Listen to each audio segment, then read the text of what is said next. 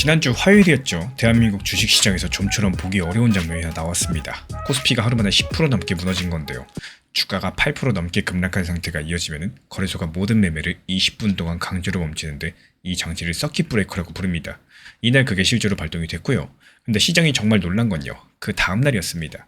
이 수요일 서킷 브레이커 또 발동됐는데 코스피랑 코스닥 양쪽에서 발동됐는데 한국 거래소가 생긴 일이 처음 있는 일입니다. 이렇게 이틀 동안 지수가 1000포인트 넘게 빠졌었고 6000선이 하루 만에 무너졌습니다. 그러다가 지난주 금요일에는 오히려 정반대로 하루 상승폭 사상 최대 기록을 세우면서 급반등에 성공했고요. 어제는 또다시 5% 급락했습니다. 오를 때도 내릴 때도 이렇게 기록에 남을 크기로 움직인 일주일이었는데요. 근데 오늘 영상은 주식 이야기가 아닙니다. 이더리움 이야기입니다. 그러면 이더리움 영상을 왜 코스피 정면으로 시작을 했느냐? 지금 이더리움 차트가 방금 말씀드린 그 시장과 상당히 비슷한 모양새를 그리고 있다는 분석이 있기 때문인데요. 만약에 이 비슷함이 우연이 아니라면 앞으로 몇 달 이더리움이 지나갈 구간도 어느 정도 미리 내다볼 수 있게 될 겁니다. 먼저 지난주에 실제로 무슨 일이 있었는지부터 정리하겠습니다. 이번 급락 원인으로 지목된 건 AI, 인공지능이었는데요. 올해 주가 상승을 이끈 가장 큰 힘이 인공지능에 대한 기대감이었는데 AI에 들어가는 돈이 워낙에 커서 과연 그만큼 벌어들일 수 있겠느냐 이런 의심들이 미국에서 먼저 불거졌습니다. 그리고 그 의심이 반도체 주식을 끌어내렸고 미국에선 다우지수가 15개월 만에 가장 크게 떨어진 날이 나왔습니다. 이 반도체 비중이 유난히 큰 한국 시장은요. 그 충격을 더 크게 받을 수밖에 없었고 여기까지가 주식 쪽의 사정입니다. 그럼 이더리움은 어떨까요? 이더리움도 같은 기간에 함께 밀렸습니다. 지금 시세는 250만원 언저리고 사상 최고가랑 비교하면 3분의 1 수준이에요. 그리고 차트에서는 고점에서부터 낮아지는 꼭대기들을 이은 그 선, 하락 추세선이 아직 위쪽에 그대로 남아있는 상황이죠. 어렵게 들리실 수 있겠는데 반등할 때마다 막혔던 지점들을 선 하나로 이어본 것 뿐입니다. 이 선을 넘어서지 못하는 동안에는 하락이 끝나지 않았다. 이렇게 보시는 게 차트를 보는 분들의 기본 시각이고 그럼 오늘의 본론입니다. 여기서 이더리움은 앞으로 어디로 갈까요? 지금부터 가설을 한번 말씀드려 보도록 하겠습니다. 미래는 누구도 알 수 없으니까요. 확정된 미래가 아니라 가설이라는 전제를 먼저 드리고 시작을 해볼게요. 지금 차트 분석에서는 이더리움 앞에 세 갈래를 경우를 놓고 봅니다. 첫 번째로 가장 좋은 경우의 수, 지금 바로 하락 추세선을 돌파해서 상승으로 방향을 트는 건데요. 다만 이런 가능성은 낮게 봐요. 그 이유는 잠깐 뒤에 말씀드릴 미국 날짜랑 관련이 있습니다. 두 번째는 가장 나쁜 경우 수입니다. 추세선을 넘지 못하는 데서 그치지 않고 지금 가격대마저도 무너지면서 190만원 언저리까지 밀리는 건데요. 이것도 역시 가능성은 낮게 보지만요. 이 뒤에 말씀드린 이유로 완전히 지울 순 없습니다. 그리고 마지막 가장 가능성 높게 보는 현실적인 경우가 미국 나스닥이 지금 보여주는 움직임을 이더리움이 시차를 두고 따라가는 겁니다. 한번 반등한 뒤에 위로도 아래로도 크게 못 가는 박스권 라인, 그러니까 일정한 가격 사이를 오르내리기만 하는 구간에 들어가가지고 옆으로 움직이다가 그 안에서 한 차례 더 조정받고 그 다음에 다시 상승을 시도하는 순서인데요. 왜 이런 현실적인 경우를 가장 유력하게 보느냐? 이게 바로 오늘의 중심이겠죠. 여기서 가설을 잠깐 멈추고 숫자로 확인되는 부분들을 살펴보도록 하겠습니다. 먼저 첫 번째로 이더리움은 올해 내내 미국 기술주랑 같은 재료에 같은 방향으로 반응을 해왔습니다. 인공지능에 돈이 몰리면 같이 올랐었고요. 인공지능이 의심받으면 같이 내렸습니다. 주에도 마찬가지였죠. 나스닥이 지금 어떤 모양이냐? 급락한 다음날 하루 3% 반등했다가 그 다음날 다시 밀렸습니다. 하루하루 크게 흔들릴 뿐 아직 방향을 정하지 못한 상황이죠. 이더리움이 따라갈 본보기 자체가 지금 역걸음이라 뜻인 건데 그리고 두 번째로 금리입니다. 지난주 미국 중앙은행 연준은 금리를 그대로 동결했죠. 물가 목표를 2%를 다시 강조를 했고 일부 의원들은 오히려 더 놀려야 된다. 금리 인상 의견까지도 냈습니다. 돈값이 이렇게 높게 유지되는 동안에는 이더리움 같은 자산이 추세선을 단숨에 넘어가기가 어렵겠죠. 이 첫 번째 경우, 그러니까 즉시 돌파의 가능성을 낮게 보는 이유가 바로 이겁니다. 그리고 세 번째 날짜입니다. 다가오는 11월 3일 미국 중간선거가 있죠. 이 중간선거는 대통령 임기 한가운데에 치르는 국회의원 선거인데 그 결과에 따라서 미국의 코인 관련 법과 정책의 속도가 달라지죠. 결과를 알 수 없는 큰 일정을 앞두면요. 이 규모가 큰 자금일수록 방향 결정을 미루는 경향이 있다는 거. 위로는 세게 못 가고 그렇다고 크게 팔아치우지도 않은 상태, 그 결과가 바로 박스권입니다. 근데 여기서 이런 걱정이 드실 수 있어요. 옆으로 가다가 받는다는 그 조정, 이 두 번째 경우처럼 190만원까지 가는 폭락으로 커지면 어떡하느냐. 이 걱정에 답이 되는 사실이 하나 있는데 오늘 영상에서 가장 중요한 부분이 지금부터입니다. 이더리움에는 코인을 네트워크 운영에 맡겨두고 그 대가로 보상을 받는 제도가 있죠. 맡긴 코인을 도로 찾으려면 신청을 하고 수번을 기다려야 됩니다. 근데 이 대기줄이 작년 가을에는 역사상 가장 길었고 찾아가겠다는 신청이 한꺼번에 몰리면서 기다리는 시간만 한 달을 넘겼습니다.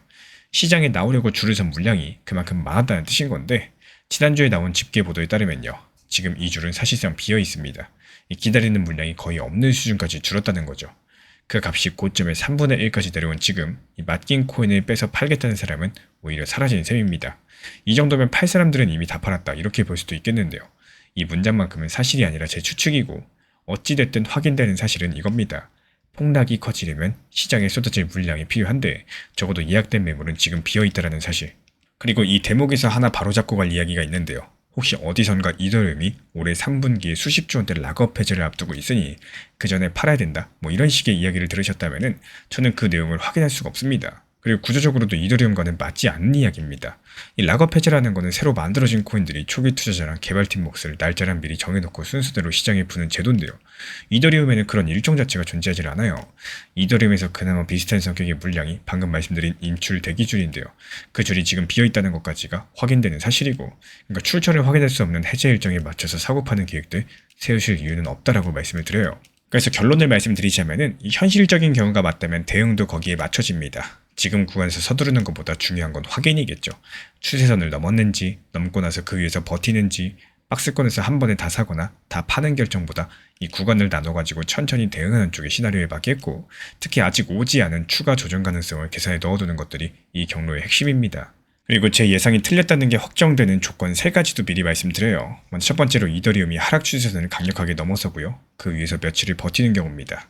이건 나쁜 일이 아니라 가장 좋은 첫 번째 경우가 열리는 거니까 횡보를 전제로 한 오늘 이야기는 그날로 지난 이야기가 되겠죠.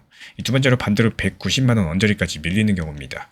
그때는 오늘 결론이 아니라 이 두 번째 경우를 기준으로 새로 판단하셔야 되겠고, 세 번째로 방금 그 대기줄이 다시 급격하게 길어지는 경우입니다. 물량이 비어있다는 오늘의 전제가 사라지기 때문에 이 가운데 하나라도 실제로 나오면은 오늘 영상은 지난 이야기로 넘겨주시길 바라고요. 차트가 비슷하다는 건 사람 눈의 해석이지 법칙이 아닙니다. 비슷한 차트가 같은 결말로 이어진다는 보장은 어디에도 없기 때문에 이런 세 갈래의 경우에 가능성이 높다 낮다 하는 것도 계산된 확률이 아니라 판단이겠죠. 190만 원의 가능성을 낮게 본다고 말씀을 드렸지만요. 지난주 코스피에 있었던 연이틀 서킷 브레이커 미리 내다본 사람도 없었습니다. 낮다는 거가 없다는 것은 다릅니다. 대기줄이 비었다는 것도 예약된 매물이 없다는 거지 새로 파는 사람이 나오지 않는다는 뜻이 아닙니다. 이 거래소랑 개인 지갑에 있는 물량은 언제든지 시장에 나올 수 있어요. 그러니까 이더리움 차트는 급등락을 겪는 한국 증시랑 비슷한 모양 속에 있고요. 가장 유력한 순서는 나스닥을 따라가는 박스권 횡보, 그리고 그 안에 추가 조정 한 번, 그 뒤에 상승 시도입니다. 근데도 폭락 쪽으로 크게 기울지 않는 근거는 팔겠다고 줄을 섰던 예약 물량이 지금 사실상 비어있다는 사실이겠죠. 다만 추세선 돌파, 190만원 이탈, 대기줄 재급증 가운데 하나라도 나오는 순간 오늘 이야기는 지난 이야기가 될 겁니다. 마지막으로 한 가지만 여쭤보겠습니다. 우리 구독자분들이 보시기에 이더리움은 코스피가 지나온 급등락의 순서를 그대로 따라갈까요? 아니면 이더리움만의 길을 따로 갈까요? 이 추가 조정과 추세선 돌파 어느 쪽이 먼저일 것 같으신지 댓글로 자유롭게 남겨주시고, 다음 영상에서 나스닥이 어느 범위에 멈춰서는지 그 숫자랑 인출 대기줄 집계를 들고 다시 찾아뵙도록 하겠습니다. 최근에 시장이 너무 답답하다 보니까 정보방 입장에 대해서 문의 주시는 분들께서 많아지셨어요. 먼저 제일 중요하지만요. 제가 안내드리는 모든 정보방은 업비트, 빗썸, 현물 매매로서만 안내 도움 드리고 있습니다. 지금 화면에 보이시는 번호나 혹은 댓글 링크에 있는 신청란을 통해서 신청 주시면은 안내를 도움 드리고 있고요.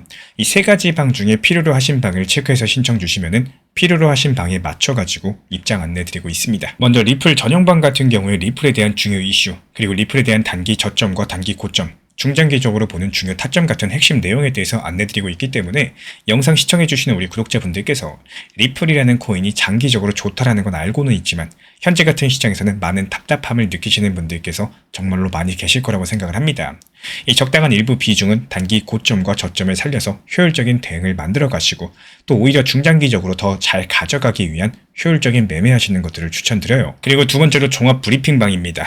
장기적으로 보기에 좋은 코인들과 현재 시장 흐름에 대한 중요 시장 이슈들, 브리핑 내용이나 리플에 대한 방향성, 락업 해제 일정과 여기에 따른 움직임들에 대해서 안내드리는 종합적인 방이다. 이렇게 생각해 주시면 되겠습니다. 그리고 마지막으로 단기 종합방 같은 경우는 말 그대로 단기 종목들에 대한 타점을 안내드리고 있는 방입니다. 이 단기 종목은 말 그대로 단기 종목답게 접근을 하셔야 되는데, 욕심으로 인해서 타점을 너무 높게 잡아가지고 수익 실현을 못하거나 아니면 눈치 보기 매매를 하다가 이렇게 수익 실현의 기회를 놓치셨던 기억이 있으신 분들, 지금 시장에서 정말 많은 상황인데요. 항상 비중 조절이 중요하고요.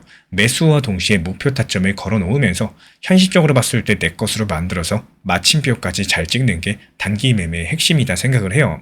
단 여기서 중요한 거, 아무리 내가 좋아하고 시기가 좋고 스스로 괜찮다고 판단하셔도 몰빵 매매는 정말 위험하기 때문에 매번 말씀드리는 비중 조절 원칙 매매로 접근하시는 게 가장 중요합니다. 끝으로 항상 말씀드리고 있지만요. 저는 업비트, 빗썸, 현물 매매에 대해서만 안내를 도움드리고 있기 때문에 절대로 해외골에서 선물 매매에 대한 고위험 리스크 매매에 대해서는 언급조차 드리지 않고 있습니다. 무조건적으로 업비트, 빗썸 이렇게 현물 매매로 필요하신 분들께서만 입장 신청 주시면 안내 도움 드리도록 하겠습니다.